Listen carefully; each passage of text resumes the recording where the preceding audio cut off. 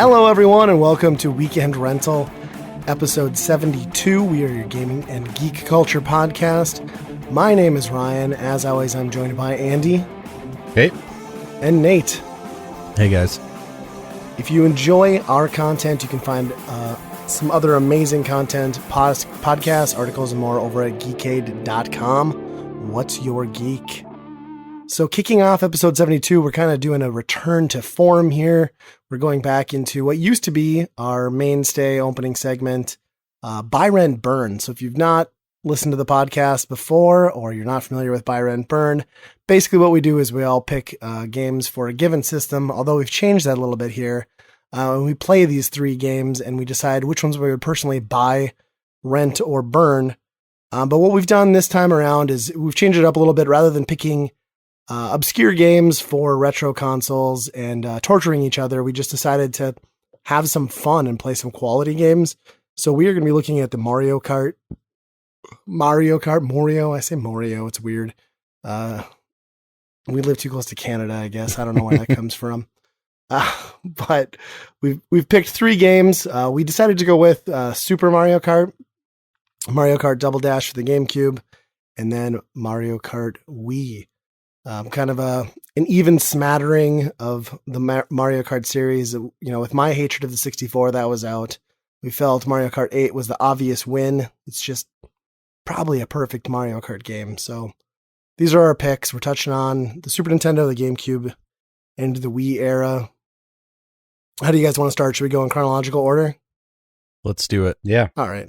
So let's talk about the granddaddy, the first one, the Super Mario Kart. I always thought it was weird that it was Super because there was never a regular Mario Kart, but then it was the Super Nintendo, so everything had to be Super everything, right? Mm-hmm. And this game is basically a Mode 7 tech demo, and it was the introduction to kart racing for us as kids. Yeah, one of my favorite things about this game. So first, when we're doing this Buy, Rent, Burn, this one, especially with this game, is very hard not to throw the nostalgic value into it. So I'm trying my best to stay even keeled against that because everyone played that game. Everyone loved that game. It was a fantastic one. One of my first things that I really enjoyed about this game is the ability to choose multiple characters just right at the beginning. So, I mean, that just really wasn't a thing to see so many characters in one game that you had the ability to choose whoever you wanted. I mean, there is kind of an obscure Donkey Kong Jr. just chilling in there. With his wife beater on. I love that. Right. And I don't think he ever makes a return, right? I think this might be the only appearance, which is very odd and strange that they chose him. But I guess Donkey Kong really didn't come to be until Donkey Kong Country and those kind of games on the Super Nintendo, which was later anyways. So that was one of the first things that just draws you into the game, the ability to choose whoever you want. I mean, the game is kind of difficult. The controls are difficult, especially playing the newer stuff with a lot of drifting abilities. Drifting on a Super Nintendo is not as easy, kind of complicated and clunky with using the shoulder buttons. But it's really hard not to get nostalgic to this thing. I think it blew my mind the first time. I mean, I was still playing Super Mario Brothers and stuff like that. So the first time I ever saw this game, they were playing battle mode on there where they're shooting balloons off of each other. And it blew my mind. I thought it was amazing. Yeah, I think the thing with this one, like you said, the nostalgia is heavy, but as an overall package, it's just the graphics as the Super Nintendo went on. Like, I don't feel like Super Mario Kart aged particularly well. Anything that relies heavily on Mode 7 doesn't generally look as good or polished as a lot of stuff. But I think the overall package and just like right away the sound design, that opening theme and then right into that menu selection, kart theme, like the chill music, and then the level. The Super Nintendo was known for great audio, and I think the amazing audio in all the tracks, all the menus, it just kind of really ties it all together into this super fun, nostalgic packet. I mean, those tunes are like forever burned into my head. But like you said, the controls take some getting used to. This iteration is ruthless in the way the AI works. You have to really know how the AI plays out. You can't afford to make mistakes once you get to the higher CCs. But that said, I can totally remember playing this as a kid and just having those lines. Like I knew the lines for every racer and the AI. So placing a banana peel was like pinpoint precision. Like I knew every time I was getting them. And then you get to play the game of dethroning your nemesis, because every character has the person who's going to be either coming in first or second behind you every time. And you can kind of play this game of, can you sink them far enough in two of the races so that the third place person comes up, and then it throws the whole point scoring system off and like kind of locks your win in for you. So that's always fun. But then the other thing with this one is like fourth place, like you gotta at least get that because you're done, right? I mean, it's so brutal as far lives. as right. Like if you don't place in the top 4, you are not moving on. Retry or get the hell out, pretty much. Yeah, you compare that to now where Mario Kart is like, there's one that you don't even really steer. You just right, yeah, press the gas. Yeah, it is pretty brutal for any type of racing game, and but I will say, no blue shell. Yes, no blue shell. So I mean that's almost makes it automatic winner, I think. But yes, the AI is ruthless, but they are not cheap with spamming you with bullshit stuff. That's true for the most part. And, oh God, when we talk about Mario Kart Wii and that stupid POW block, I wanted to just huck my fucking controller through my television. So sick of that shit. Well, I think even Super Mario Karts, like that game's still not fair.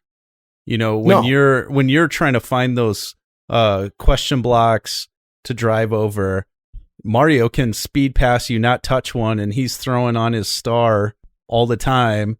And so there is definitely that AI that's a little unfair. And then they're magically, way far behind. But if you have one mess up, everyone's just passing you like crazy. You're like, wait a second, you were way back there. Yeah, the rubber banding's pretty real. Like it's crazy. One of my biggest frustrations in this game is playing single player when you have just the way the screen layout doesn't quite make sense, where it's kind of a split screen where it's your race and then below is a giant map with giant characters, which probably at the time was really cool. Now I'm like, man, what a waste of space. You could really have added something really cool there. Obviously, when you're doing 2 players, it's not there, and battle modes and things like that. Yeah. But man, I wish they would have been able to do kind of what the new ones do with the translucent race thing. I mean, they were just trying things, I suppose. It was definitely a different layout. I kind of appreciate it, though, from the perspective of when you're switching from 1 player to 2 player, really the only thing you're losing then is the map. Like you're already adjusted and locked into that screen because it doesn't change. But yeah, I mean, I think they did it mostly because in mode 7, you're not able to anticipate turns on the track. But to your point, how hard would it have been to put something in an upper corner and give you the full screen in single player mode? I mean, it seems like it would have been doable. Yeah.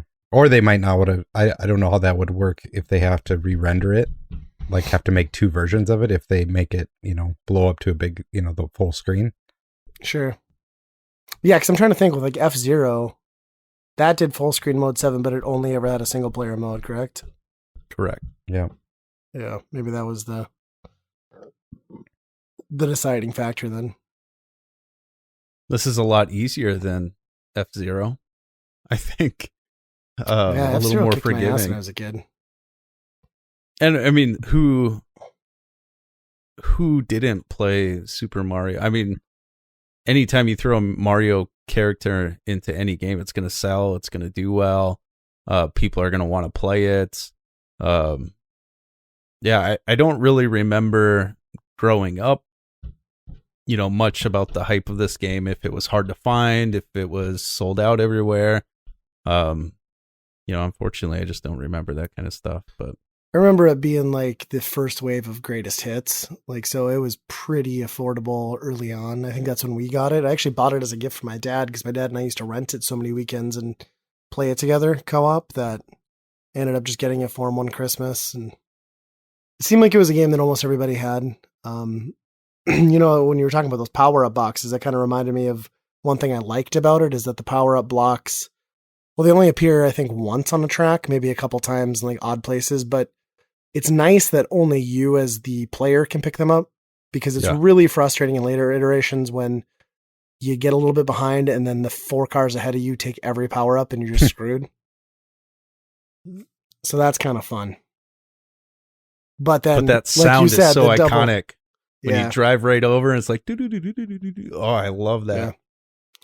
I really liked the coin aspect in this one too, because it does make a big difference, like getting your 10 coins so that you're fully powered up for speed and like bumping into enemies. Because when you get down to 0 coins and you bump into someone, especially someone larger like DK or Bowser, it will spin you out. So I always thought that was kind of a cool mechanic. There's a lot of really cool little shortcuts too. Most of them you can pull off just using the mushroom. There are a couple like in the ghost levels where you need that feather, which I think only appears in this Mario Kart, maybe the Mario Advance. I can't remember. Yeah, I'm not sure. I mean, this is really the only style of Mario Kart, like this iteration, that really kind of nailed it. I think they went for that vibe on the Mario Advance, but it just didn't quite work. They did a little bit of changes to it, and it was close. It felt similar, but I don't know. They did such a good job with balancing difficulty, the different characters and personalities of the characters, blending some of the worlds you were seeing from Super Mario World to really just kind of make you feel like, as a kid, like, yeah, I'm in Super Mario World racing on these flat little tracks. Like, I don't know, kind of touches on everything you'd like grown up with for the past console generation going into Super Nintendo. So I kind of had the opposite of what you guys had. I was, a Sega kid, had a Sega. My friends had Nintendo. They obviously had this game. So you'd go over there and play, and they were really good at it. And I was very bad at it. This game has, some of the tracks are just straight up awful. Like the second Bowser's Castle, that's a terrible, What is wrong with you? Oh, wow. That is blasphemy. He was holding that in the chamber for a long time. Just because you're bad at it doesn't make it a bad course, my friend. It's bad. Like the layout of it, it just doesn't have a good flow to it at all. I'm just shocked right now. I was like, my whoa, butt's puckering right now. The first one's the first Bowser's Castle is great. The second one, no. That one sucks. I love the second one. It's got that little crap shoot where you have to like angle that corner just right and slide through. There's just too many like hard edges. Get good, man. That's probably my problem with this game all along is it's rough. Once you get stuck on a corner or something, it kicks your ass hard in this game. It does penalize you less though for fuck ups than some of the other games we played. I will say that there isn't like the instant barrage of incoming shots on like Mario Kart Wii where you're going to get knocked off some of those courses because it's shitty level design, shitty AI. And then guess what? I'm now in 12th place with no chance in hell of catching up. Like that was fun, but it's Mario Kart Wii. So they give me points for failing anyway. It's like, we couldn't design a better game. We'll just have the point count be higher for everything. Yeah. So you can still get 12th and come in first. I mean, in the first one though, if you get knocked off the course, it does take quite some time for you to get put back on the road. I think that is such a frustrating thing. And if you're playing at, 150cc and that happens to you, you're done. You're screwed. Yeah. You won't catch up again after that. Yeah, that is true. I don't know. I I played so much of this game, and I got to the point where, like, when I was on 100cc, I would lap every character. I was literally like that ridiculous with this, and I would spend just hours doing time trials, and I don't know. I got so good at it, like it's just not even challenging. So, like, for this, I just threw it in and blew through the whole game. So did you do pretty much shortcuts every time? No, I don't generally. Well, usually I'm in first, so I don't Yeah. get mushrooms or leaves, so like, or flower or Yeah. feathers. So I don't get any of that stuff. So it's mostly just about making sure you got your drifting lines down. I found it harder to drift, but I think that's because I was playing on the Switch and then on an LCD TV. So I feel like there's a little bit of latency. So what I did, because there's kind of two techniques, right? Like you can either play with your throttle or go for the slide. Both will work just as good if you do it right. So I found myself throttling down a lot around corners and just doing that instead of the slides because I don't know, like the timing felt weird. That's what It I did- I it always didn't feel play like I with my remembered. throttle. Yeah. Yeah, Gotta jig a little. just slides right there. Yeah, that's pretty much what I did too. When the drifting, I just couldn't get a hang of. Yeah. Yeah, I think maybe if I was playing on original hardware on a CRT, it'd feel tighter, but it just didn't. Maybe I'm just getting that old. I can't. It's my Fortnite problem. I can't build and shoot. Give me one. Can't drive and slide. I mean, so as a Sega kid, this had no impact on you, is kind of what you're saying. I thought it was cool, but I could also tell it's a fancy F-Zero. Yeah. I mean, the gameplay is very much of that, but then the weapons and stuff made it a lot cooler. I really love the battle stuff. The balloon stuff was a lot of fun.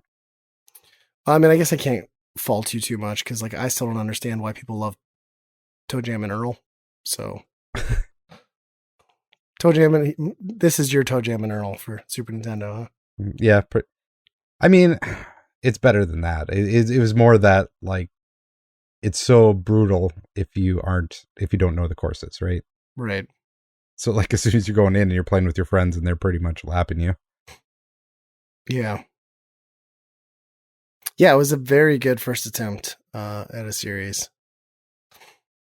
I kind of always wondered with this game, though, like, how many things did they try before they just slapped, like, the Mario characters and licenses into it? Like, because this literally could have been anything, right? This could have been Kirby. This could have been, although Kirby wasn't really the thing he is now, or it could have just been something brand new. Well, this last one with 8, it's starting to become everything. It's true. Smash Kart.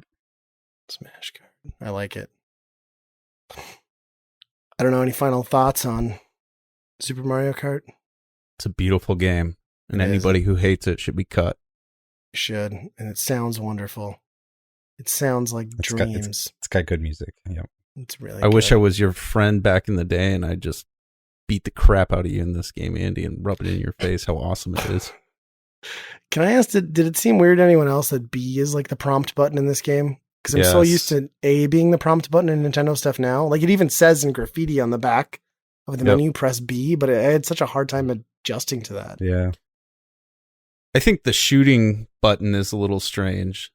I feel like that should have been Y. Because what is it? B to Y. A? B It's to A. Yeah, so you have to go so to your you're right. So you roll your lifting thumb? your hand off the throttle. Yeah. Or, I roll. I'm a roller.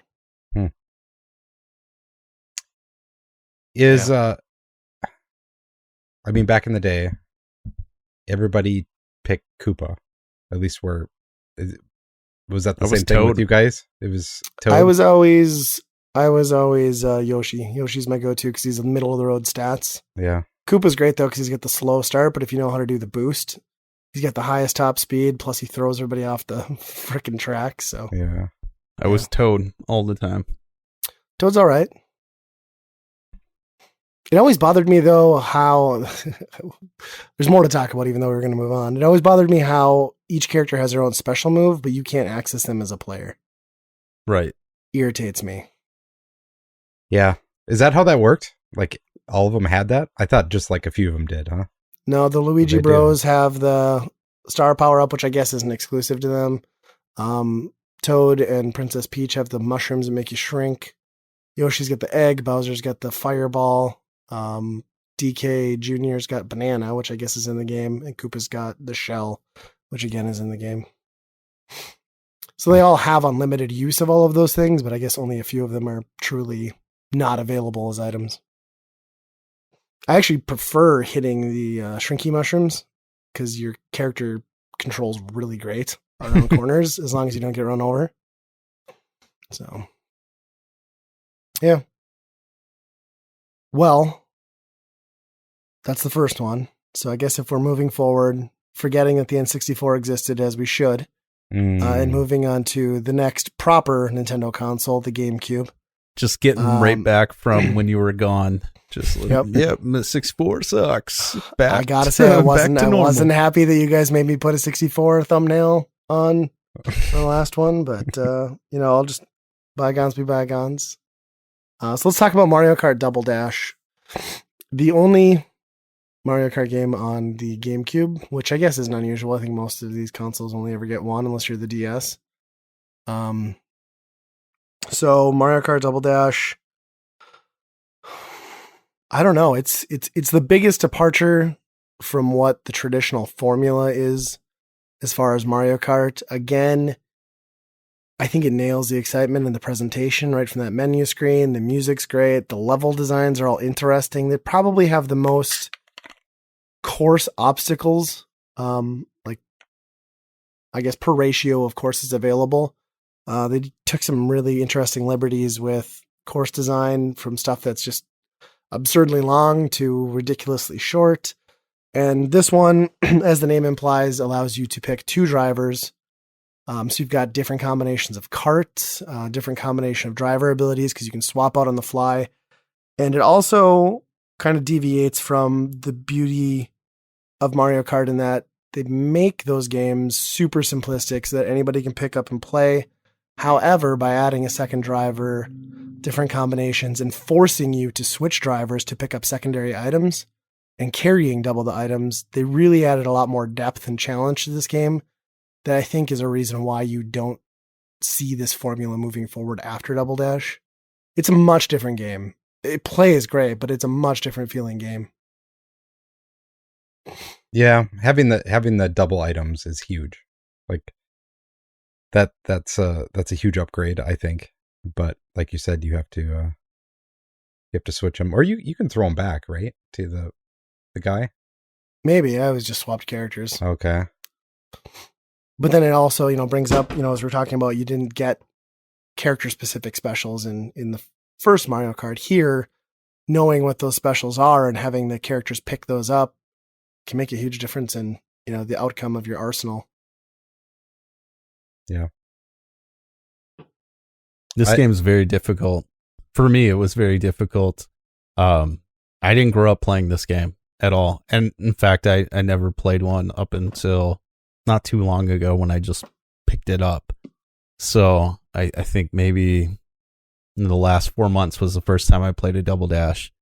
And it's good, but it's extremely, I feel that it's difficult and you have to play very strategically. Like it is a completely different game. It's not, I'm racing, picking up items, chucking them at people. You have to be very strategic with the two riders of the karts. And so that's just really, sometimes you forget to switch your player because you're focused on driving. And then, I forgot to grab that or whatever.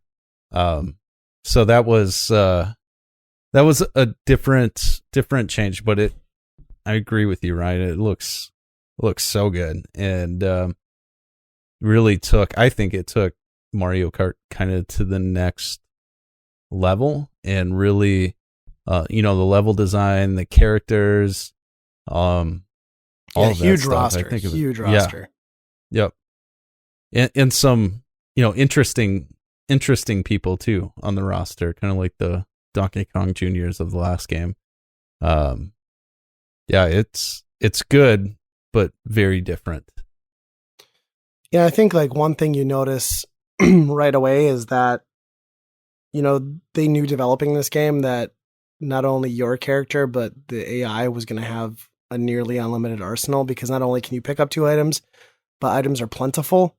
So that shock when Overly you throw plentiful. that shock when you throw out a red turtle shell and hit the guy directly in front of you, only to have it really slightly bother them, and that race to continue and you not close that gap, is really hard to adjust to as a Mario Kart player, because this is the only game where that happens, because they knew everybody's going to hit shit constantly, so they lowered the penalty so much that it kind of really changes the way the whole race takes place. Because I felt like, for the most part, it's, you know, the other weird thing is, like, there are quite a few tracks that vary from the standard 3-lap tradition, but in almost all cases, no matter how good of a race I was having, I was still going to take damage. I was going to be throwing a ton of stuff out, and it's always like this dash to the final lap when you're closing that gap. Like, you're never comfortably in the lead for the most part in this game.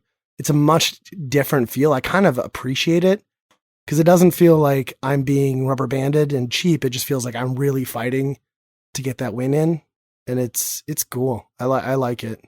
Yeah. And when you throw it in as multiplayer, then it's just stuff flying everywhere like crazy. So it really isn't a racing game. It's a Smash Bros game on Karts, which is pretty insane. Yeah, Baby Park on like lap 7 is like a minefield. Baby Park might be the best thing ever in a Mario Kart game. So if anyone's not familiar, it's basically just the tightest oval track with 7 laps, and shit goes bonkers. Like, there's giant turtle shells everywhere. There's bananas. It's just a minefield of destruction, and it's amazing. You basically power slide the whole damn thing. Yeah, pretty much.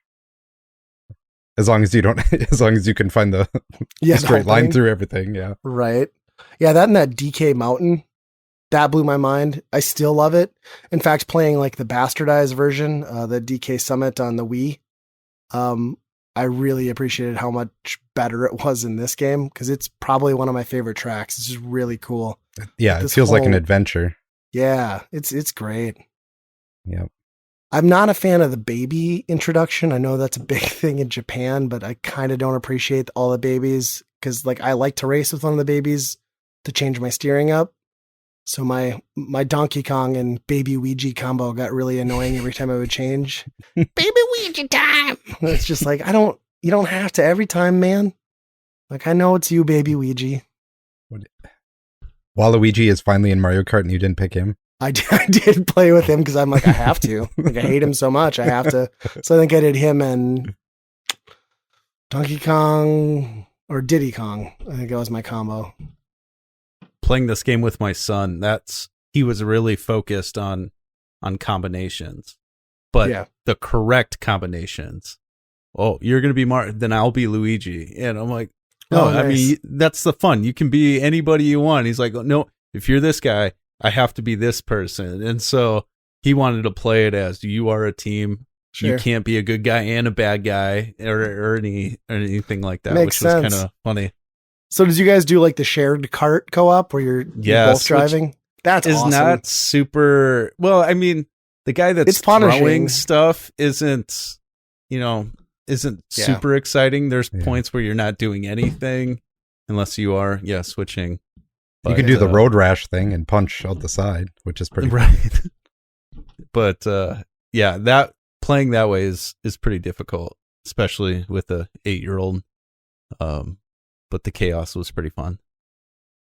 Yeah, it's a very slick package. It feels almost more arcadey than I think any other Mario Kart does. Like it's got that whole presentation and vibe down, and I was surprised at how well it held up graphically too. I didn't, think it would, but I mean, I guess the GameCube was a pretty powerful console in that era. It's weird that it's locked in at 4:3, and you're so used to everything being widescreen now. But kind of the other interesting thing, which it's not like we got to take advantage of it here, but Nintendo obviously has never been good about online, but they did release a broadband adapter for the GameCube that plugged into an expansion port. And this is one of the games that supported LAN play. So you could do a LAN party and connect, I think, 4 GameCubes. And I don't know if you guys remember, I never took advantage of it because I didn't see the need to buy a LAN adapter for my GameCube back in the day just to play Phantasy Star Online. But there was actually Project Warp Pipe. I don't know if any of you guys remember that. It was basically just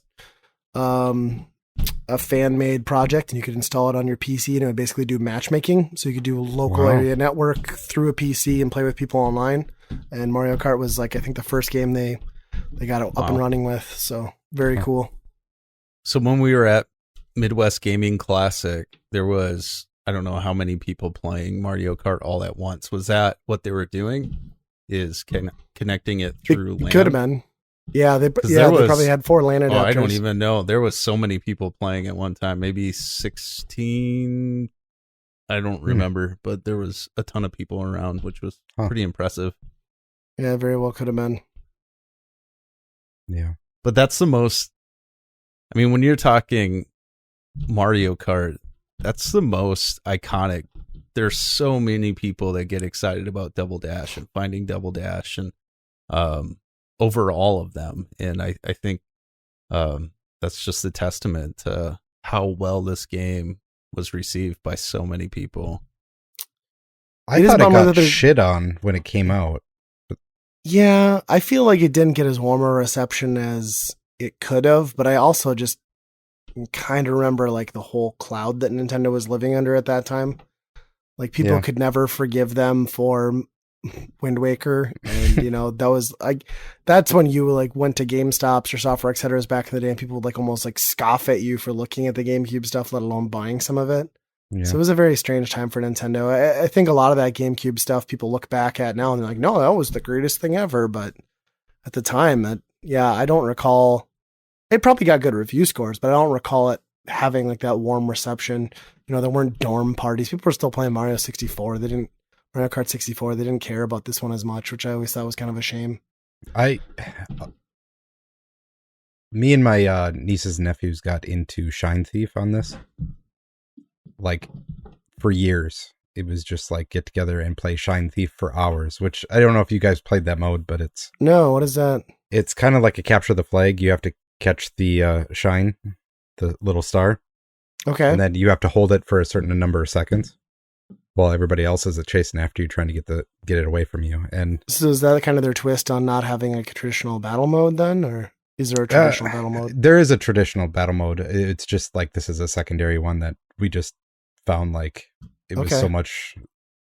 It's totally a nail biter because it gets to the end and I think you only have to hold it for 3 seconds. So it just turns into a crazy battle at the end where everybody's fighting each other just to get that, hold them off for 3 seconds. It's kind of nuts. That's awesome. And this must be the only iteration that appears in? I want to say so. Yeah. Okay. I mean, that's the only one we ever played it on, I guess. But. Yeah. Yeah, that's interesting because outside of single player racing, this was not a game that I've really experienced with a group of people because kind of like you said, back in the day when this launched, I don't feel like a lot of people were clamoring to play this. I think when I had people over to play games and we were going to do multiplayer, it was pretty much always Smash, Melee, or we were doing Halo on the Xbox. I mean, that was really kind of where it was at back then. Yeah. This one got overlooked, sadly. Yeah, I mean, the battle, it's got some good battle balloon maps, but I don't know, 64 was kind of where that was, really took off was the multiplayer on that one. Yeah. The shitty fog and like bad rendering distance really added a lot of suspense to that mode on the 64 version. Yeah. So, yeah. Played to the limitations of the console. All right. Well, let's move into our last one, a more traditional pick.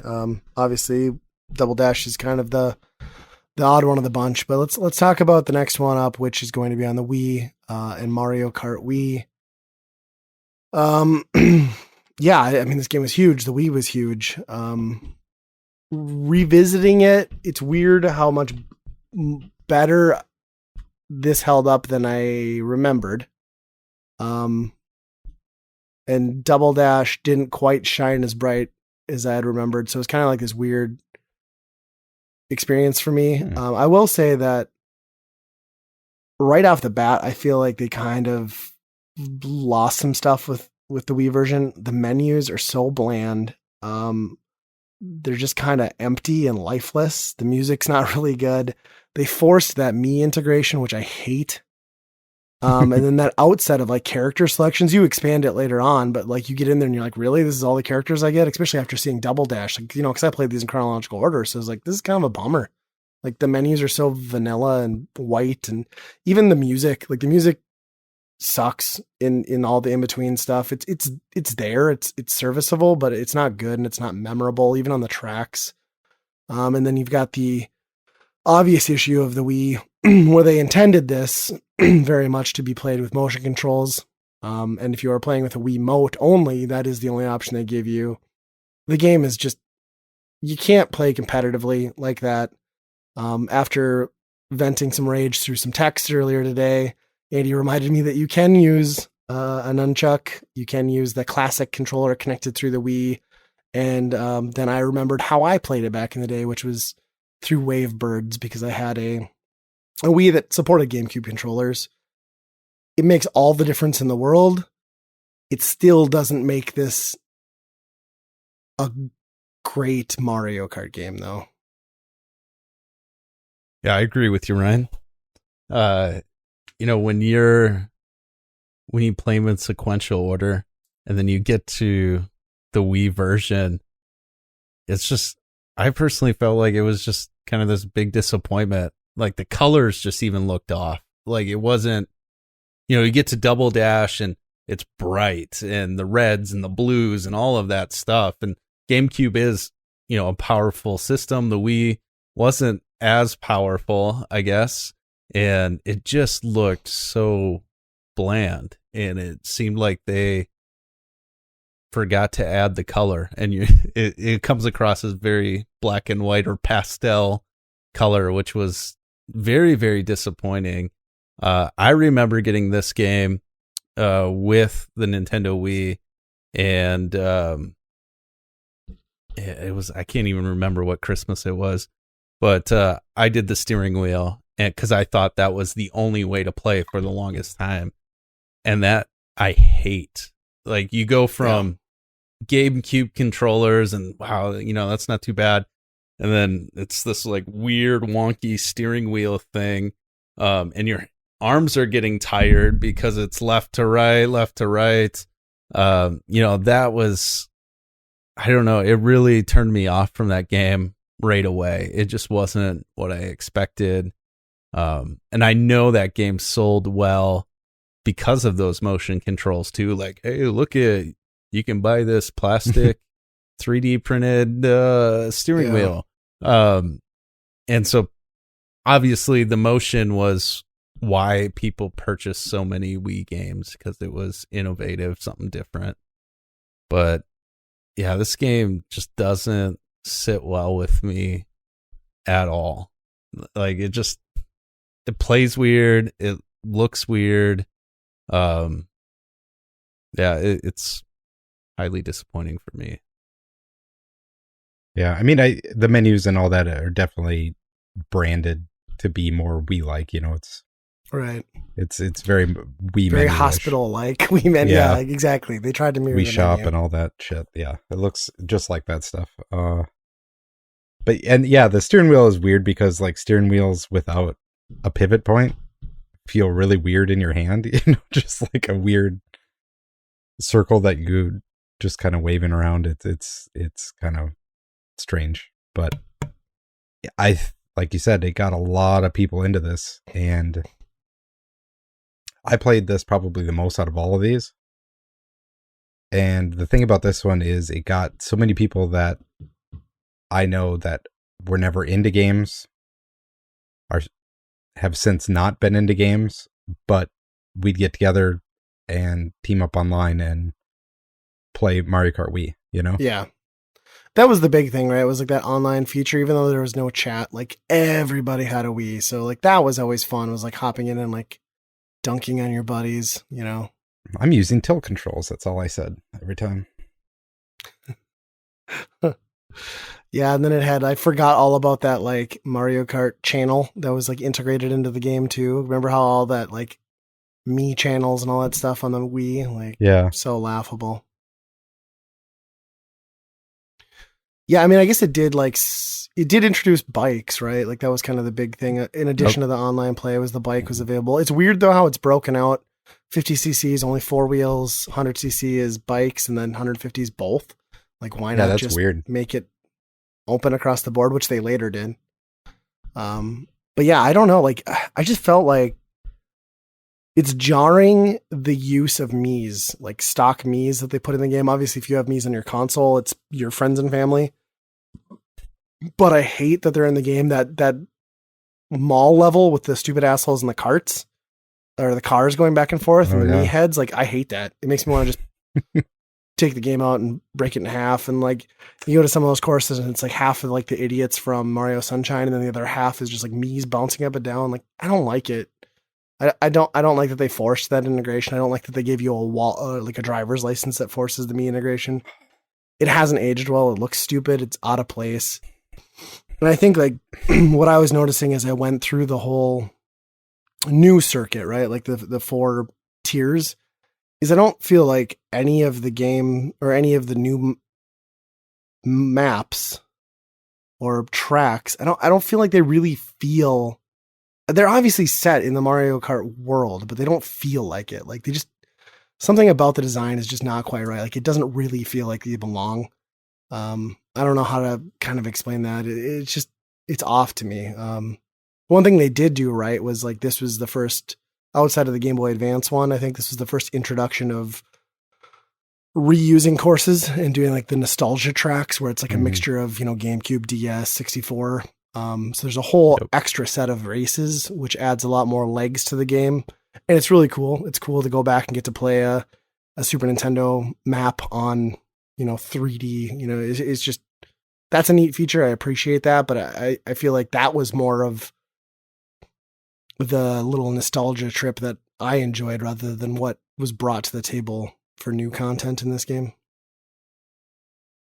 I think it's amazing to see where Mario Kart Wii was and then see what they put out next, which was completely different, completely better in a way where it just, now we're back to Mario Kart, which it's just really, really strange, that jump. And, one of the things that I was experiencing is when I was doing turns, it almost seemed like the camera was shifting out. So if you're like taking a right turn, it seemed like the camera pressed further out beyond the border, if that kind of makes sense. And so it kind of gave you this weird, like floaty feel that you were going beyond where you should go, where being the Wii, you're kind of getting out of the boundaries and all of a sudden it's just like white screen or something like that. It seemed a little broken to me in certain courses. But I mean, like Andy, I still played quite a bit of this game with a lot of people, friends. And, cause that Wii turned people who were non-gamers into gamers for just one system. Yeah, I think we all probably sunk dozens of hours, right? Because like if you weren't playing this, you were playing Wii Sports, and we all got sick of Wii Sports eventually. So this was kind of like the next go-to. The graphics, though, kind of like that you mentioned, like the weird zoom out and like the blur. So I kind of forgot how a lot of that stuff looked on the Wii, and I was playing it on my Wii U. So it's upscaled to like 1080p, and it's 16:9. You can set the Wii to do that. So you've got this like big full screen, and it just really draws the fact once it's cleaned up that there's a lot of jagged edges. There's a lot of fog in Wii games. I noticed it a lot in this one and the Twilight Princess. It's not as like egregious as like a 64 game, but like it's on the edges. Like everything going by just has a blurriness to it. It's a really weird thing because like when it's sitting still, it looks pretty good, but in motion, it just, I don't know. It's kind of ugly. It just did not hold up even as well as Double Dash did, I don't think. I think the color helps a lot in Double Dash for sure. Yeah, that's true. Yep. Because it hides kind of textures and stuff then. But it was disappointing even then. Like you see that and you're like, I wish Mario Kart was just HD, just looked a little bit better. But it wasn't. Yeah. Everybody else was, but not Mario Kart. I feel like they just they really kind of missed a lot with level design. There's some truly awful levels. There's a lot of levels that have tight corners with no edges, and you've got AI that is absolutely ruthless with plunging like blue shells on you, the POW block crap, the red turtle shells. I mean, you can carry items behind you, which helps to some extent, but there are so many courses in this game. The POW block is garbage. It is I absolute can't get garbage. over how frustrating. It was like one Yeah. time throughout the whole game that I was like, just pisses you off. Yeah, and there's just so many opportunities for the AI to completely derail you and fly off the track, and the time to get back on the track in this game, 100% bullshit. It's a literal first to last situation in most cases, Yeah. and if it happens on the last lap, you're done. Like it's not generous with giving you like a bullet bill to get you back in first place. And then, like I said, you totally see it in the scoring system, right? Like this is the most generous scoring system of any Mario Kart game. Like literally everybody, I think, except last place gets points. Why? Because they know that over the course of 4 races, you're going to get dicked and it's going to be out of your control. And rather than just like design a better game or tweak the AI or fix a course, they just kind of throw more points at you so that it doesn't matter, which is stupid. Like I should never lose because it's out of my hands completely. Like that's not fun. The worst part is to get the gold, though, you needed to have a perfect first place all the way through. Oh, really? Yeah. And like when you were talking about the original, how you were doing time trials and all Mhm. that stuff, like that was for me, this one. Really? I was beating all the ghosts on time trials. I was getting all the golds. I needed that gold steering wheel so everybody could respect me online. So did you play it all with motion controls or did you do it with a controller? I did a lot with motion controls, and then I did a lot not. I even, at one point, I'm sure there's a Google search where I was trying to figure out if I could show that I was using motion controls, but actually using a GameCube controller. Just to fuck with people? Yeah. That's awesome. Because it would recognize what you're using and then Right. kind of display it. But yeah. Man, he's next level. Look at him go. Yeah. We're getting our ass hardcore, kicked man. by tilt control guy. What the hell? That's hardcore. Yeah. I definitely sunk my fair share of time into this one, but it didn't grab me in that way. And to be honest, like I completely spaced this out of my mind. Like going back to it now, I just realized like how much I forgot. It was interesting though, seeing courses in both this game and Double Dash. Both had iterations in Mario Kart 8, which I didn't recall at all. They're tweaked, obviously, but it's kind of interesting.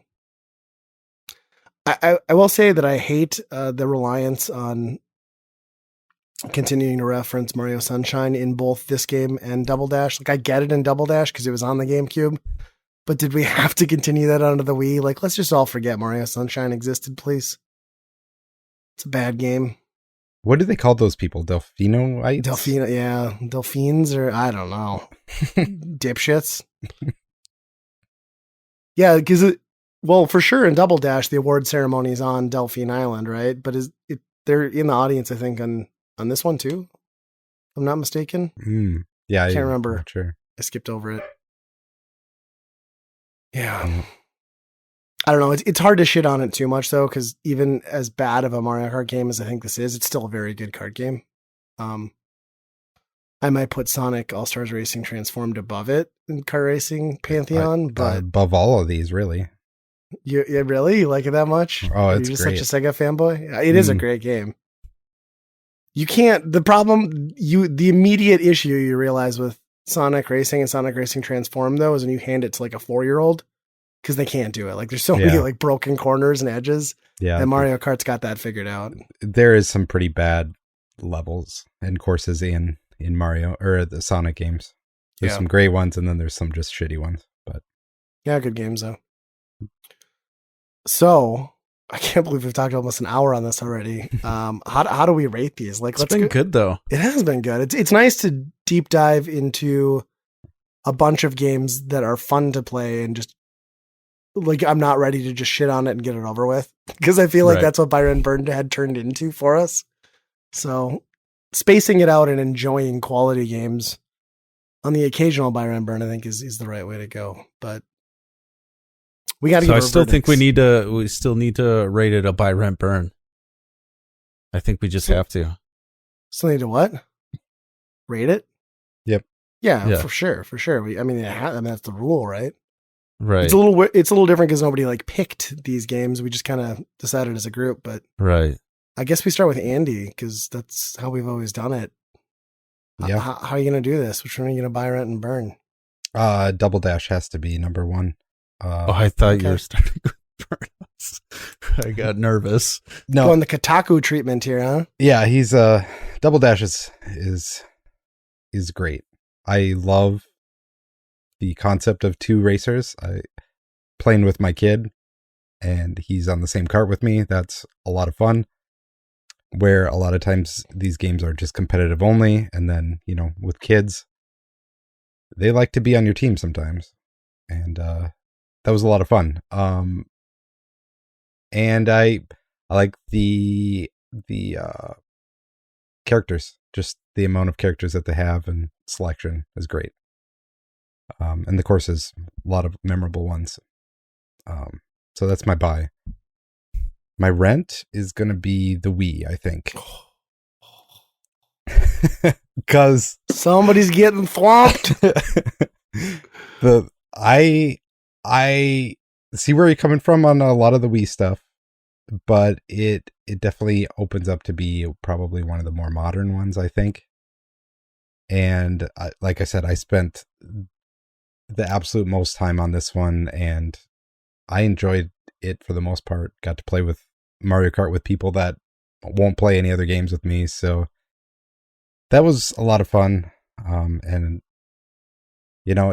I just don't have the nostalgia factor as much for the original Super Nintendo one, where this one kind of hits that a little bit harder. And yeah, my burn's going to be the original. Like, it's returning to it. It's an F-Zero clone, and it's just got some weird stuff in it that they didn't return to. I guess they did bring coins back now, right? I guess that's a thing. But outside of that, there's just some weird stuff in there that's just it's a little bit too brutal, and I don't know. Still don't enjoy it all that much. Wow, I'm speechless. Feel like a part of me just died. Nate, can you compose yourself and give us your picks? Well, I'm glad you're sitting down, Ryan, because my buy is going to be Mario Kart Wii. Because, no, I'm just joking. Your eyes just got really, really big. You got nervous for a second. I think my buy, it's so hard to compare these games because they're so different and in different times and more nostalgic than others. But I'm going to say that my buy is going to be Double Dash. I think it's just a superior version from what the two others that we played, and just very colorful, very bright. I loved all the options. I loved the ability to play with somebody. I enjoyed the strategy. I didn't enjoy the difficulty, but I enjoyed the strategy of it, of the multiple items. So that is going to be my buy. My rent is going to be Super Mario Kart, because anybody who doesn't pick that is an idiot. That game is extremely nostalgic to me because, I mean, I didn't have a Super Nintendo when this came out, but all my friends did. And that's what we would do, is sit down, play Mario Kart. We didn't play anything else. So I think, yeah, it doesn't age extremely well, but it's still very fun. Again, the nostalgic factor is pushing this one up even more. But that first menu screen where you could just pick whoever you wanted to, I thought that was awesome. And if you were in multiplayer, everybody, at least the group that I was hanging out with, was always fighting over Toad and Yoshi to have like everyone like, hurry up, I'm getting this guy, and then fighting and arguing over just these two characters. I'd have to say my rent is definitely Mario Kart, and my burn is going to be Mario Kart Wii, and it just doesn't hold up well to the other two games. There's still good qualities of this game. It's not just garbage. But I feel like there was definitely some things that were missing, and it kind of comes across as a little unfinished and rushed out, where the colors aren't quite right, the controls aren't quite right. So I feel like that was kind of my obvious burn. So, Ryan, what are your thoughts? I guess I can't not pick Super Mario Kart. I have so much nostalgia. Putting that game in, just the hours, like all the memories of playing with my dad and us going through co-op, and I just sunk so much time into that in my childhood that now it just puts a smile on my face every time I boot it up and blow through the Grand Prix.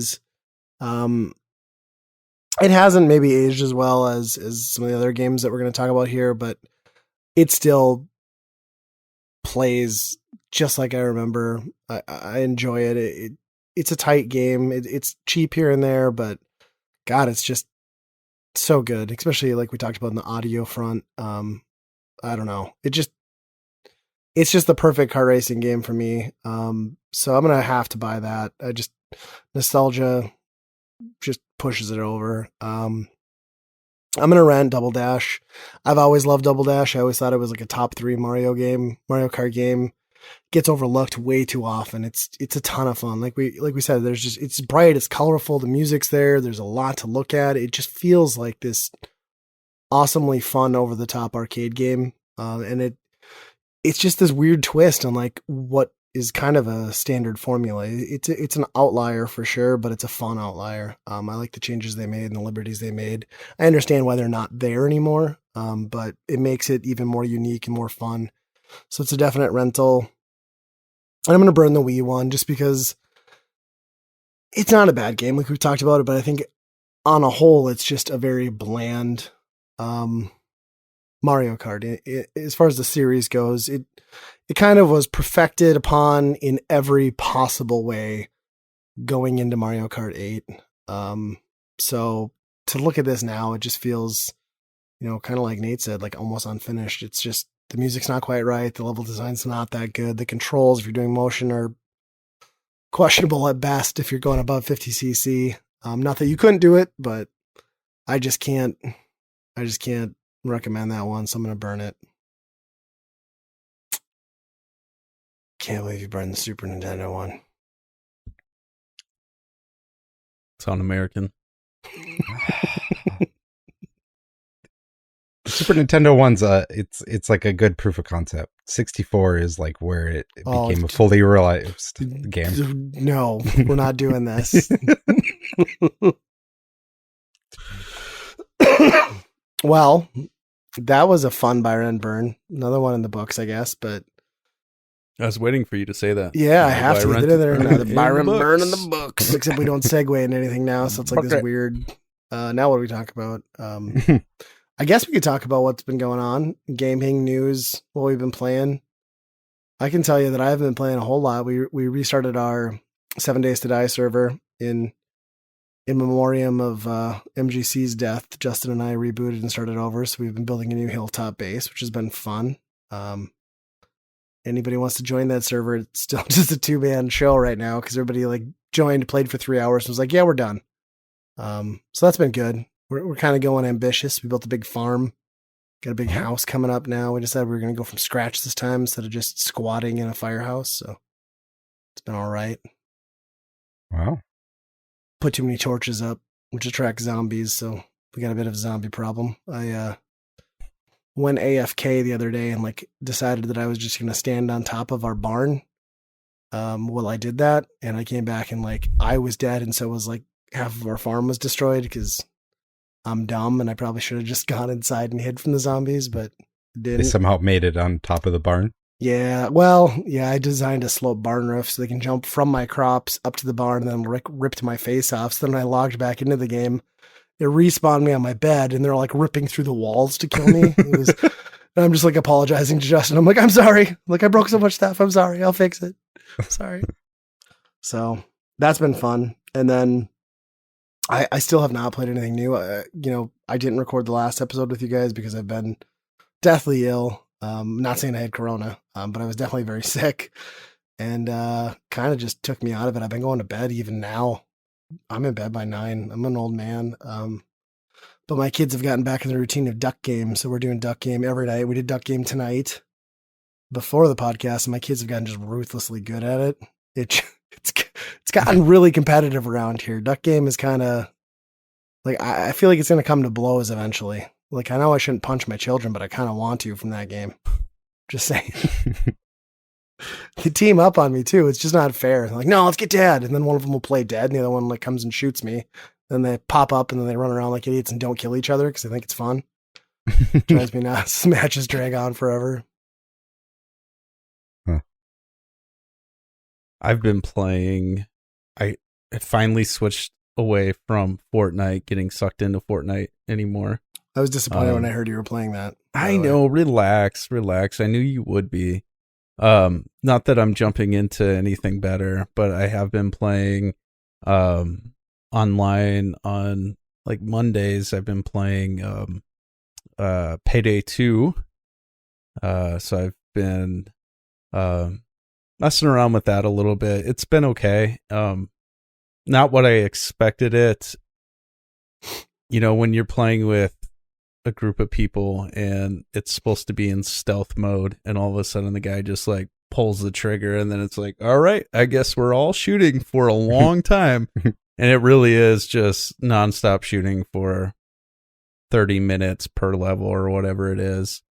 There was a point that we were in some rich guy's house that we were raiding, and the cops always find you and they just keep on coming in. I'm convinced that a city really doesn't have this many police officers just rolling in, and we're just picking them off left and right on this balcony. It got to the point where you couldn't see the balcony because they were piled up. The bodies were just piled up so far. So we've been playing that. I think I might try jumping into Sea of Thieves maybe soon. Yeah. I don't know much about it. I've had some people asking if I wanted to try it out, and I might give that one a go, but really haven't been playing a ton of games.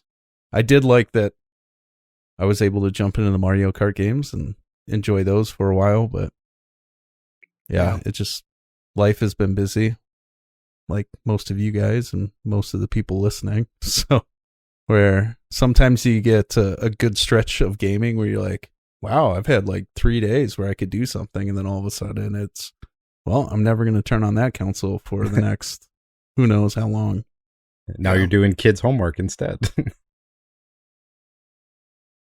Yeah.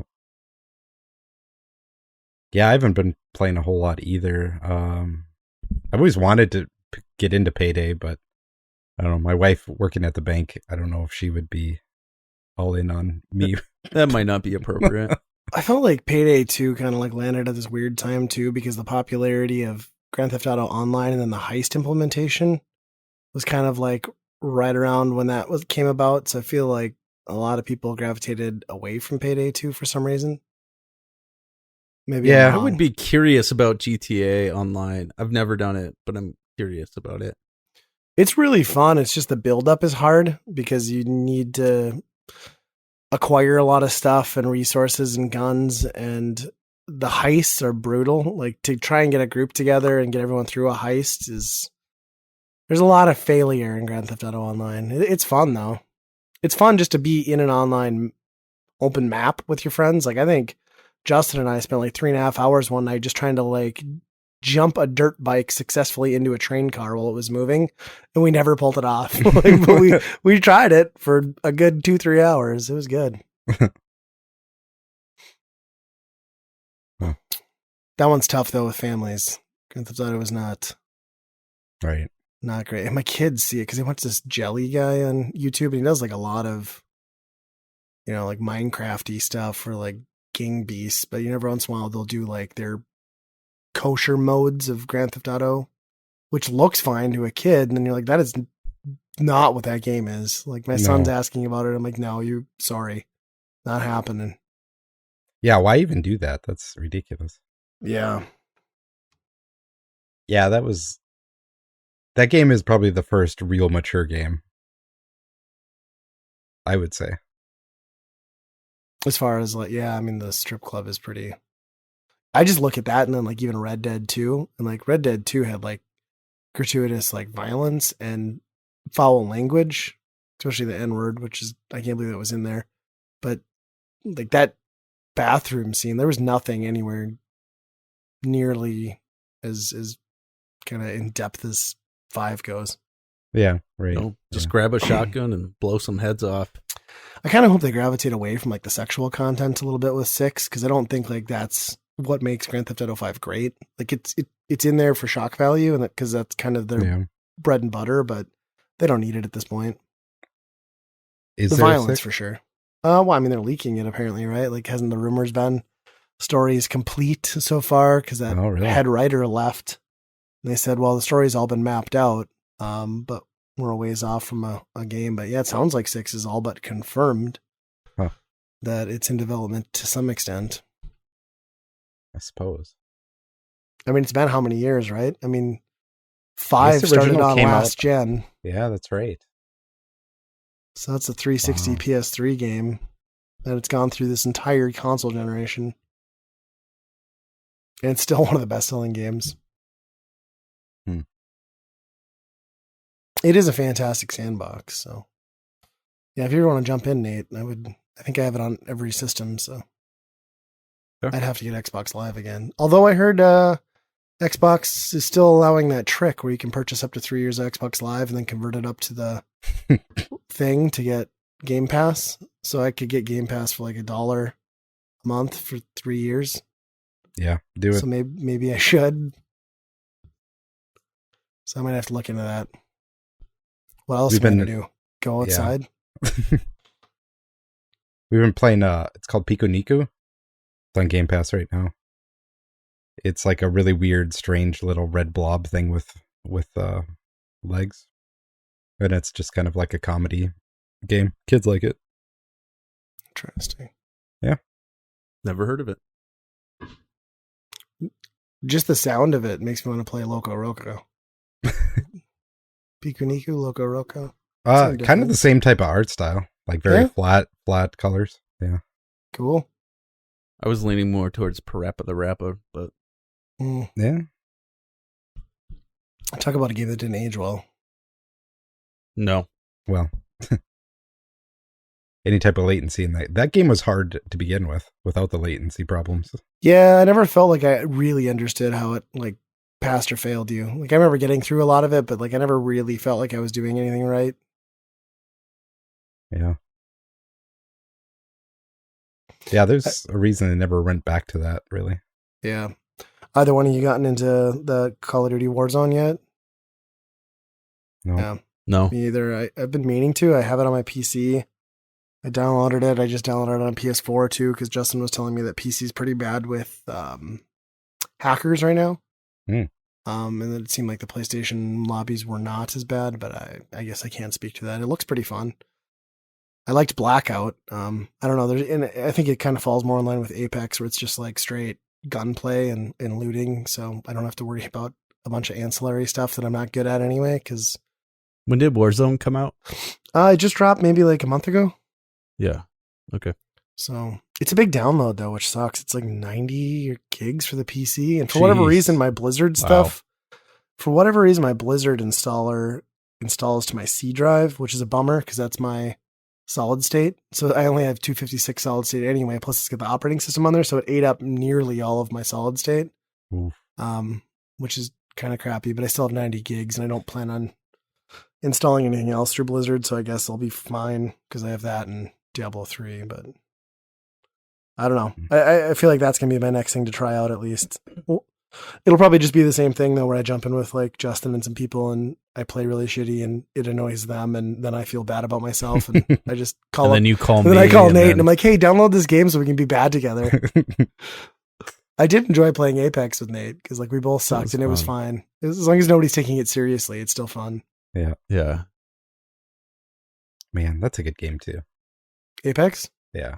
Did you ever download it? Yeah, we played. Did we? Yeah. All three of us? Yeah. Yep. God, we should Few do that times. again. Yeah. I should get it updated on my PS4. And we could just I'd do it. all jump in. Because I haven't seen the new season. I know there's a new character. Not that it matters because I'm not going to buy it, but Yeah. I'd be game for that. We could do a live stream Ooh. for the podcast. Let's do it.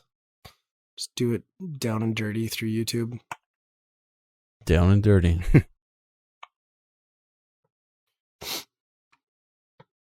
It's not been like any type of news though at all this last week. It's kind of weird. Yeah. That's been pretty quiet. Video game sales up, but production down. So Yeah, that's what I saw that article too. I heard there was some GameSpot rumblings again where yep. there's the legislation states that if someone feels they have the illness and they need to stay home, you have to do that and like hold their job for them, but they've just been firing people anyway. They're basically banking on the fact that they're leaving it up to their field managers and they're banking on these store managers not having the means or the drive to sue them. So they're just firing people. Man. Yeah. I really Good hope they old don't make it GameStop. through this pandemic. But it's a diseased, shitty organization that just needs to go away. And now that everyone's buying digitally because you can't go to a store, Mhm. then what's the point? Yeah. This is just training time to get away from physical copies. So yeah, it's going to be rough. Yeah.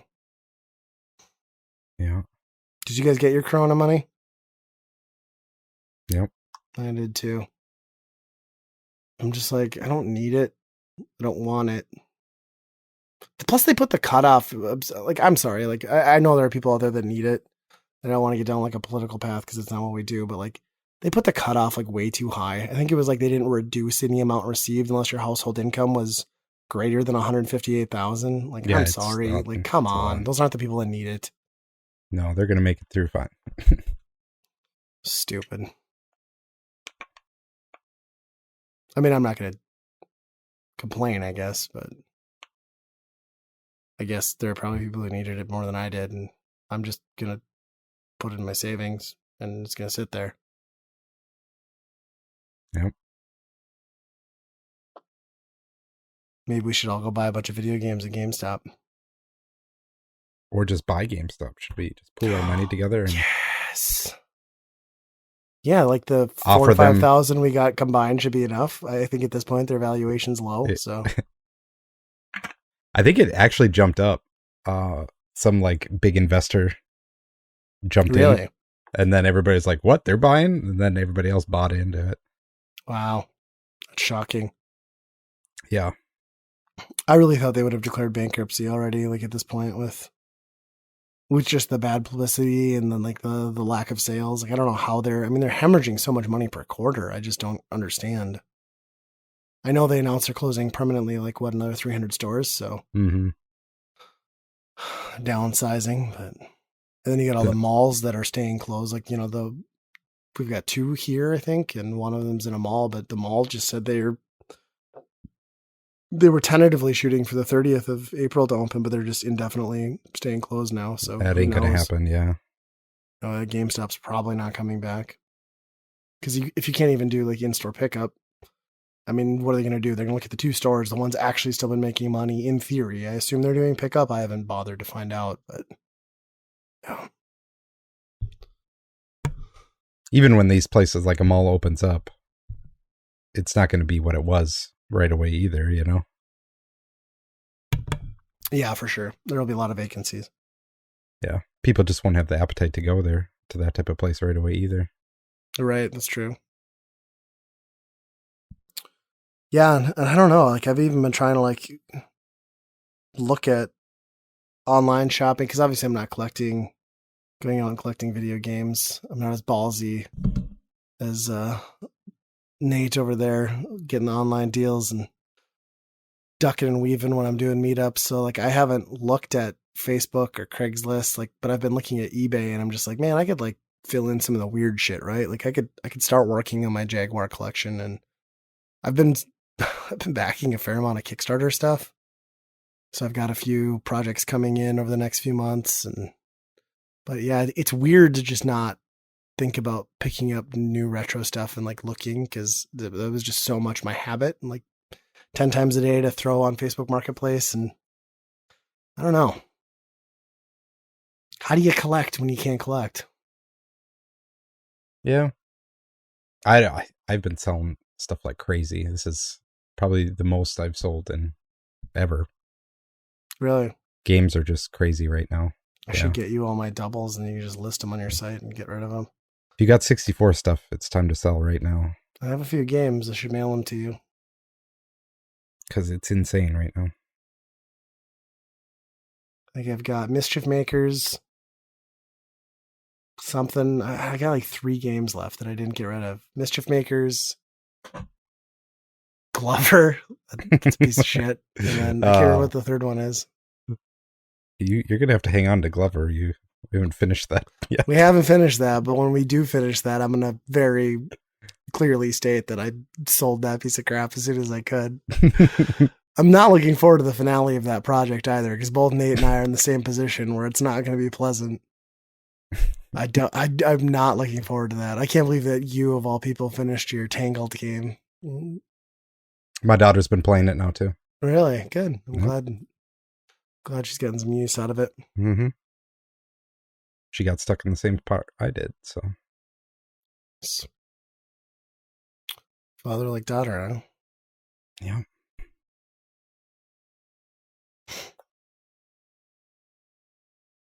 Yeah, I don't know. I haven't seen pictures from crap you've bought, Nate. I haven't been posting a lot of pictures. You've just been buying it all and not posting? Maybe. What are you looking at? What? You're looking off camera at something. What are you looking at that you bought that you're so proud of? Oh, nothing. I'm just looking around. I don't know. It's a shit-eating grin if I ever saw one. There's something you're not telling us. No, there's deals out there. I mean, it's a little risky. Yes. But yes, I don't risk it. We are the people that you're terrified of, and we go out in public with masks, so we take it a little more seriously than you. No, I mean, I take it serious. No, I know, but we're like hardcore. Yeah. It's only some select people that, You make them submit a piss test before you go and meet them. Yeah, I swish I it around. Their full they're check clean for them. Make them turn their head and cough, and then, which has nothing to do with that. That would be funny though. No, you need to turn your head and cough. So, where'd you get the Bucky from? Was that a lot you bought or what? Because you already had that, right? Yes. How much did you pay for that lot? I rated Brandon's collection, and he mailed some stuff up. Oh, you're a dick. Giant box. And I've actually been selling stuff for him here, so because I got the magic touch, apparently. Yeah, you have a weird thing where people actually pay you like eBay prices locally, Too much. which I don't understand, because I just get so frustrated listing anything that it's not worth it to me. Like $50 for Nintendo? No, fuck you. It's worth like $35. I'll give you 20. Give you 20. No, I'm not doing it. And then I get like 10 pictures of eBay listings, and I tell them to politely F off, and they tell me I'm an asshole. I don't get it. And then I'm like $70, and they're like, take all my money. If you have a Mario game, I'll pay $85. Let me find one of those for you. Yeah. I don't get it. Yeah. No, I haven't really been selling a ton, so just kind of working deals through people I know, shuffling things around right now, trying to fill that NES shelf a little bit more. Yeah, mine's full. I don't have any more room for NES games. I can empty it out for you. Fuck you. All right. I got some doubles and a Rob. You want to buy another Rob? I need to sell I do that want thing. to build a Rob army. Like, I have the perfect ledge all the way around just to have like an army of Robs everywhere. $100. You can have my other Rob. Oh, that's a deal. I think I owe you $80.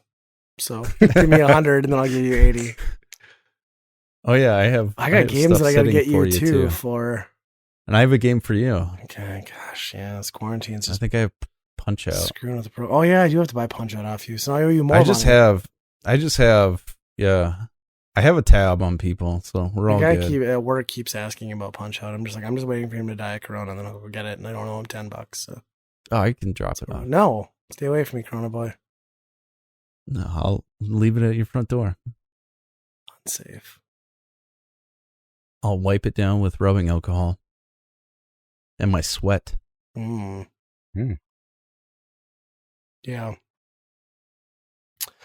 Interesting. I bought a stroller and a car seat via video game credit.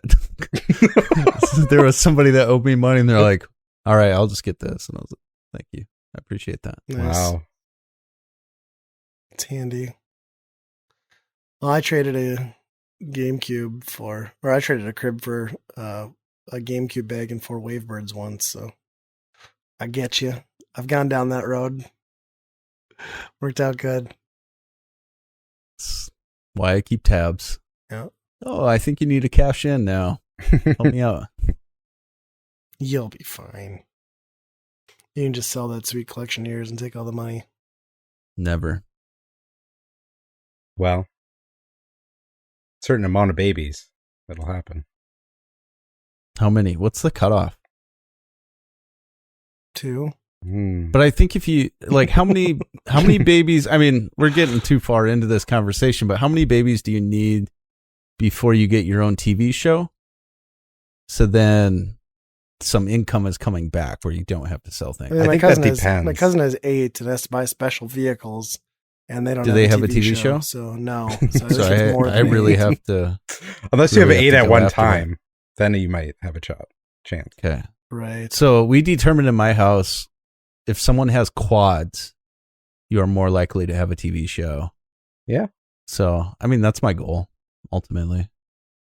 I feel like you're just more likely to be paying for your kids' colleges when you should be retiring and enjoying life. And I'm not paying anything for my kids' colleges. They're on their You're a own. monster. Actually, I'm not with mine either. I had to do it myself. They can do it themselves. Yeah. I think that's one of those things like I didn't have to do it, so I didn't get it. Look how I turned out. Oh boy, maybe you should pay for your kids' college, Nate. Let's all chip in. Let's help them out. Yeah, I don't know. Yeah, I didn't. That was funny when you sent me that picture because, like, I just assumed you were like sending me some shit from like your work. I'm like, they say different things. They're obviously different style tests. I'm like, what the fuck am I looking at? One's positive, one's not. I'm like, you just have like a girl at work piss on this, and then you're like, what do you think of me? I'm like, oh, I'm sorry. Like, I guess I was supposed to be like, congratulations, and instead I was being like, what the fuck is this? It's a weird reaction. It's okay. I don't know how to reveal that stuff to anybody. Yeah, that's all right. I was this whole podcast that's listening now. Congratulations, everyone. You now know, and nobody else knows. So, you haven't told anyone? No, I mean, not a lot of people. Still early on? Our families, and just a few people there. So, podcast, consider yourselves. Wow, you're in the on the end. All 5 of you. All of our listeners, all 5 of you. You are welcome. Mm. We're all trusted friends. You're all outnumbered, you fools. I'm not going to have enough kids to continue to be on this podcast is the problem. Like, I'm going to be kicked off the dad cast because I've only got 2. You could have more. No, I literally can't, and I don't want to. No, you can. I've seen, so driving through the state of Missouri, they have signs everywhere that say they can reverse it. I don't want. We'll get you down there, buddy. No, I'm good. We'll get you down there. I got my 2. Got my 2. I'm good. I mean, you could always adopt, foster. I mean, I have an adopted sister. I feel like I've seen Yeah. how that works out. I'm good. I've witnessed to that. Yeah. Sure, it works out great for a lot of people. Don't take my cynicism. And I'm being sarcastic. My sister's a person, so. Oh my gosh. Your hesitation. Oh my gosh. Yeah. All right, we've gone down the rabbit hole in a massive way there. Yeah. That was. What are you gonna do though, right? We went from Mario Kart to having babies. Hey, you brought the kid talking to this with the stroller thing. I did. So I blame you. Yeah, that was an accident, but we just went with it now. Yeah, it's okay. I mean, we talk about kids a lot on this podcast. We do. It's kind of our kids. kind of a part of our lives. So we don't just talk about other people's kids. No, our kids. I mean, we beat other people's kids, but our kids, we. Oh, I mean, if you're a mandate reporter, please just take it lightly. I only kick children I don't know. That's my policy. It's safer. Oh my gosh. How's the homeschooling been going for everybody? You guys loving that? Or are you sick of it yet? It's not great. It's not great. My kids have fallen so far out of the routine at this point. Like, it's just brutal. Yep. It's summer vacation every single day. Yeah. And I don't know what we can do to get them back on track. We try everything. Peyton, my daughter, is really good at getting her stuff done, working on it. My son's like, nope, not doing it. Why do I have to do this? I'm not going back to school anyways. I'm like, dang it. You watch the news, don't you? Yeah. Well, he's smart. I'm working out in my garage, like from home. I don't know. I don't think I was last time we recorded, but I am now. So like I'm 10 feet away out in the garage and I come in at like 10 in the morning every morning to grab a cup of coffee or something. And it's always like I'm yelling at them, like, put on clothes, brush your teeth, do your homework. Cause they're still in their PJs. They're still watching some dumb thing on YouTube, or my kid's got his Switch out and he's playing Minecraft for God knows how many hours. It's ridiculous. I'm just so sick of the homework. Like, the homework's not bad. It's the little bits and pieces spread across like 4 different apps. You're right. And websites. Like, oh, you have to do this over here and over there. It's just, there's nothing, there's no organization to it at all. Well, they've started scheduling Zoom meetings for us, like class-wide Zoom meetings, like in the evenings, which is kind of weird. I also I like how they still felt the need to include like PE and music stuff. Cause like we get to that part and it's like, have your kid do 10 like push-ups. I'm like, no, that's stupid. And then the music one's like, have your kid sing Twinkle Twinkle Little Star. I'm like, how about I just have them read and do math? Cause I'm pretty sure there's other stuff we can just kind of fill in. Like, not to put down music, music and PE teachers, but they're already doing that stuff on their own. So we do music appreciation here. Put on some albums and be like, take a listen to this. So just mold their minds that way. You put on your records and they're like, my dad's a rock star. You should hear him sing Twinkle Twinkle. Yeah. He's got an X-rated version. It's about how we made your new sibling. Twinkle Twinkle. Well, that's cool that you do that. We play some records around here, but it's not as often. I threw on some Nirvana Unplugged last night. I don't know why I've been on like a Nirvana kick again lately. And then going down like the rabbit hole of music, I sent Nate a link to Ernie Ball did a custom My Carrera bass, which is like $2,500. I don't play bass, but it looks really great. Has no knobs. Everything's just like hardwired because that's how he plays it. So it's like the dumbest bass, but I'm like, I need this. Like, it's got their logo on it. And I said, you do need that. Yeah. Go get it. And then I instantly recalled that whatever commercial it is where that guy's like sitting in the car and it's just like his internal thought. And it's like, is 30 too old to start skateboarding? And I felt like maybe 37's too old to just buy a bass guitar and try and figure this out. I don't think so. I feel like I could do bass, right? Like, I played guitar shitty. I could probably do a couple bass lines. Do it. Just buy it. I should. I'm really tempted. Your Corona money. There you go. Yeah, I guess I could. Not going to miss it. No. You're giving back to the community, It's true. to the economy, right. musically It's for the and children. financially. Yeah. Ernie Ball was definitely struggling in all this. I'm sure they weren't going to make it. What's funny is they released, so that signature bass came out, and then the guitarist for the Descendants had his signature model guitar come out too. And it's funny because like both those guys disable and remove like all knobs. So you've got like this matching set of like this guitar with like half the knobs removed, and then all the knobs on the bass are just for look only because everything's hardwired through. So it's just like, it'd be strange to have your first bass be something that has like no tone adjustment, no volume adjustment. It's like, I don't know. It's not like I've got a bunch of pedals laying around. So, but I bet even like a electric bass without an amp probably still sounds all right, right? Like for just screwing around with. Yeah, I mean, you're not going to get a ton of tone, but No. yeah, But I mean, could you'll be still slapping the able to bass. hear it. You can slap it at Slap that it bass. at bass. Yeah. I'm all about that bass. No trouble. I think if it was $1,500, I'd probably be more like, okay, that's fun, dumb money. But I $2,500. like how you just made it like $1,500 for something that I don't play or know how to play, but I'm gonna grab it. Yeah, I feel like 1,500 is like my threshold for just like dumb shit. Like my wife tolerates that level. She's like, yeah, whatever. Like just do it. But 25 is, gaming PC, she'll look the other way. $2,500 base, maybe not. I'd probably get questions about why I haven't redone her bathroom again. That got brought up already today. So if And you just say, I bought a bass. I'll be slapping a bass. Sorry. I'm slapping that bass. She's already like hounding me about like, well, we're stuck at home anyway. Let's remodel the bathroom. I've only been nagging you for 10 years. That means you're going to have to walk into Menards. You're going to have to deal with people, potentially die. Well, I could demo the whole thing first, but yeah. You could. I probably need to redo the bathroom at some point. And then I can sacrifice my life at Menards for you. Yeah, you already talking about you're going to Menards on the last podcast. I'm there quite often. Yeah. Essential goods. Essential goods. I need to Essential screw something shopping. together. Yeah. Well, they deliver now, though.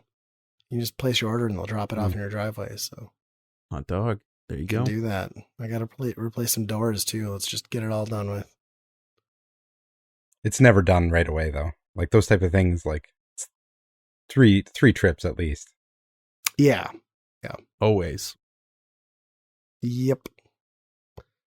I just really don't want to do, like, I don't like plumbing stuff either. So, like, the thought of, like, I've already redone one bathroom here. And I somehow pulled that off without fucking up plumbing at all, which is great.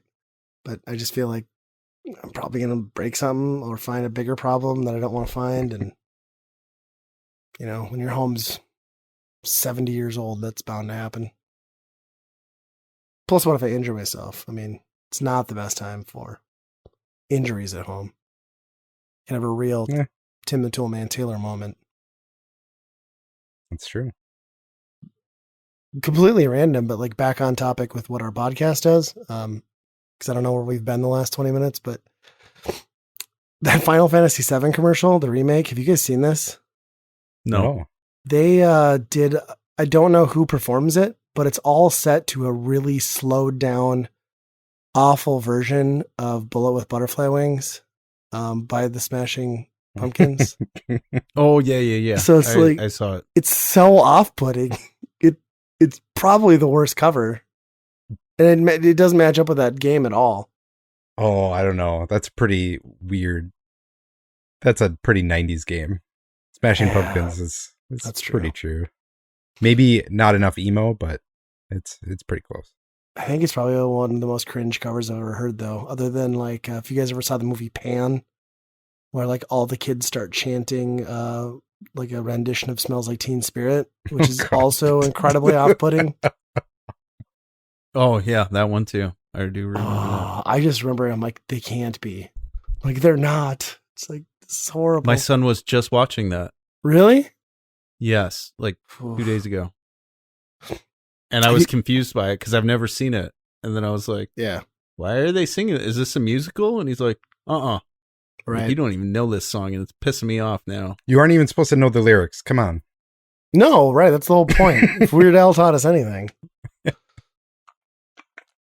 Yeah, I don't know. Well, speaking of that, so have you guys gotten into the whole like on demand and movies at home, like with Mm-mm. Onward coming straight out and Trolls 2? You guys done any of that? No. Okay. So we kind of leaned into that. I downloaded the Redbox app so you can do on demand stuff. So we got Trolls 2 like the day that came out for $20 to watch. You get like 48 hours or whatever. That was not a huge hit with my children. So it was kind of frustrating because I didn't even watch it a second time, which usually if they really love something, they do. But we've kind of gotten into that. We've done, I think that's the only one we've done like full on demand for. I did pay $20 to get Sonic the Hedgehog digitally. When that came out, I've watched that a couple times. That's still So good.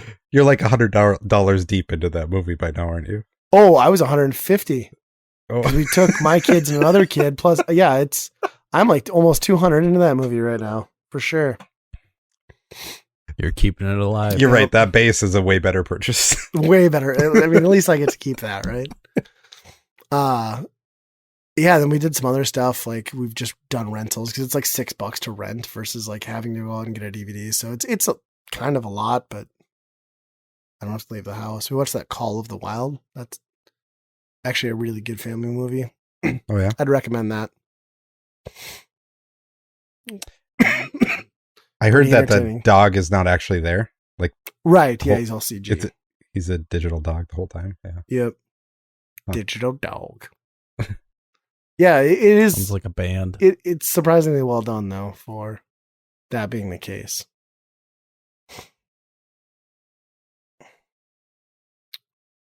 Huh. And then, everybody's throwing free stuff at us now, too. Like HBO's got a bunch of stuff that's free, which you can watch through Hulu. And I started watching Barry. Like, that's a great dark comedy. I just finished the second season on that. Did you? Yeah, I'm like 4 episodes in. I love it. It's so bad, like, and awkward. Oh, there's an episode in the second season, and if anybody's seen it, they know what it is. But it is unlike any TV episode I've ever seen. Like it's a comedy, it's a drama, it's a action. It's nuts. I just like that whole scene, like 3 episodes in, where they're like, you killed him. He was the best hitman in Russia. He's like, well, he wasn't that good. Just like being a complete smartass tied up in a garage. Yeah. Yeah, they it's such a bizarre show. Does he stick with the acting thing like into the second season too? Yeah. That doesn't pivot. Okay. Yeah, I was pleased to see that one. I wish more of the HBO series was on. Well, in particular, Game of Thrones, because everyone's like says I have to watch that. But would have been I wanted nice if that was Watchmen. there. Watchmen?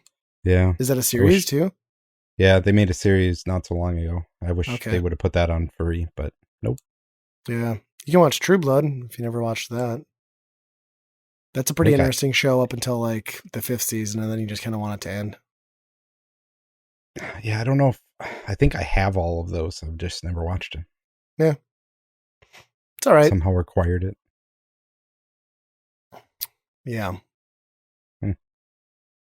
So it's been nice doing like movie time and stuff. A lot of that going on. Because when you can't go to the movies, at least you can watch them at home. I actually think I almost prefer these like day and date releases to home. Because then I don't have to go to the theater and deal with a bunch of bullcrap. Yeah. If you got a good setup at home, 4K TV, these services work pretty well. Yeah, I wonder if it gets to that point where theaters aren't the thing. Will the zeitgeist be there enough where people care about seeing the movie when it comes out? Yeah. Who knows?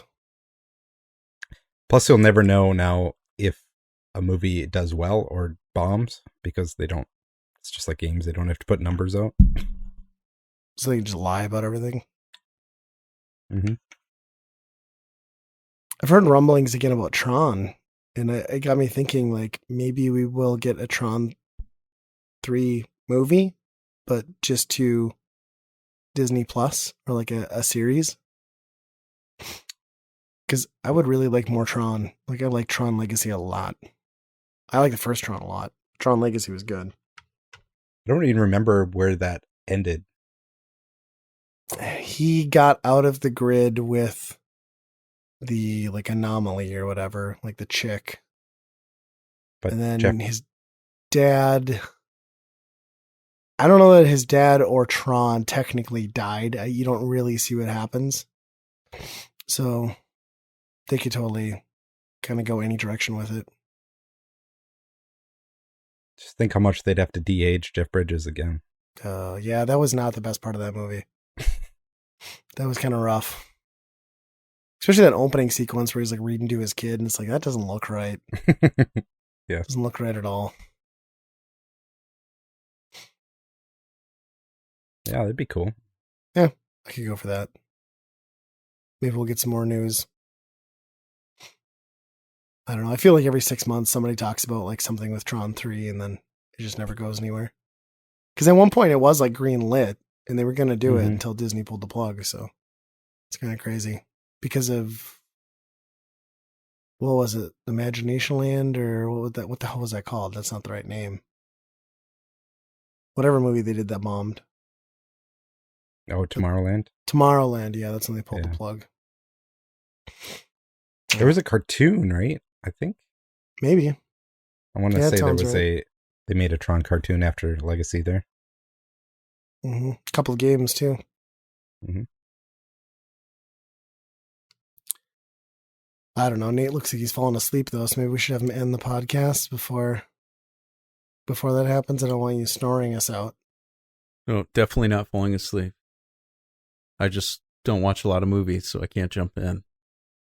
It's all right. Remember the last movie I saw in theaters? Yeah, like 20, Tron? 20, RV. 2006 or something. I don't know. Yeah. So it takes me a bit, so it doesn't matter if it comes out right away or not. I'll catch it in a few years. So we'd love to hear from you. Let us know what you're up to, what games you're playing.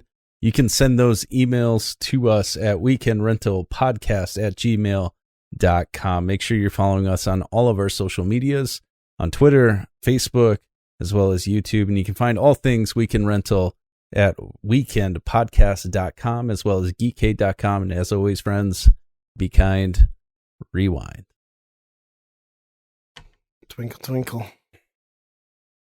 F-Zero skin. Foreskin. I play with my Wii remote. I use tilt controls.